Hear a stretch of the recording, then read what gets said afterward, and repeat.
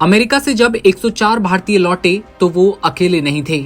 उनके साथ थी कई दुखद और हिला देने वाली कहानियां। 22 साल की खुशबू अपने पति से मिलना चाहती थी। 1 साल बाद खुशबू जब अपने पति के पास पहुंचती है तो सब कुछ ठीक हो ही रहा था कि अवैध प्रवासियों को लेकर फरमान आया ट्रंप का। इस फरमान के आने के बाद खुशबू को अवैध करार दिया गया और फिर उसकी वापसी हुई हथकड़ी के साथ। लेकिन खुशबू की कहानी कुछ अलग है। चलिए आपको पूरी कहानी सुनाते हैं शुरू से। अमेरिका से निर्वासित किए गए 104 भारतीय घर लौट चुके हैं। जानकारी के मुताबिक अमेरिका से डिपोर्ट किए गए भारतीयों को मैक्सिको अमेरिकी सीमा से पकड़ा गया। कहा जा रहा है कि ये लोग भारत से वैध तरीके से रवाना हुए, लेकिन इन्होंने डंकी रूट के जरिए अमेरिका में घुसने की कोशिश की थी। हाथों में हथकड़ी लगाकर भारत भेजे गए इन लोगों की अपनी अपनी कहानियां हैं, दास्तां हैं। कुछ अपने सपने पूरे करने गए तो कुछ अपनों के लिए गए। कुछ ऐसी ही कहानी है खुशबू की। भारत लौटे 104 भारतीयों में से 33 गुजरातियों को अहमदाबाद पहुंचाया गया है, जहां से अलग अलग जिलों की पुलिस ने सभी यात्रियों को उनके घर भेजा।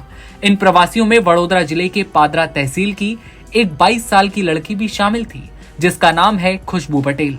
1 साल पहले खुशबू की गांधीनगर के युवक के साथ शादी होती है। साल भर दूर रहने के बाद खुशबू जब अमेरिका पहुंची अपने पति के पास, तो वो पति के साथ केवल 25 दिन ही साथ रह पाई थी।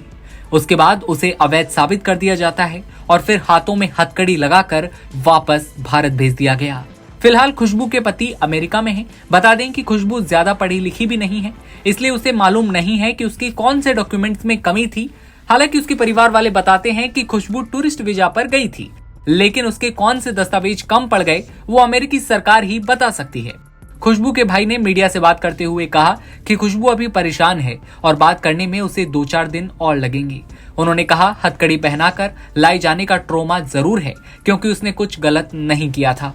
बावजूद इसके इसे कई तरह की परेशानियों से गुजरना पड़ा।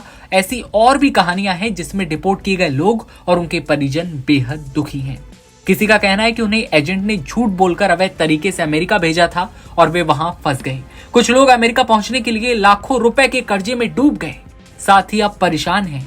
कई ऐसे भी हैं जिन्होंने अमेरिका में शिफ्ट होने के लिए जमीन मकान तक बेच दिए थे।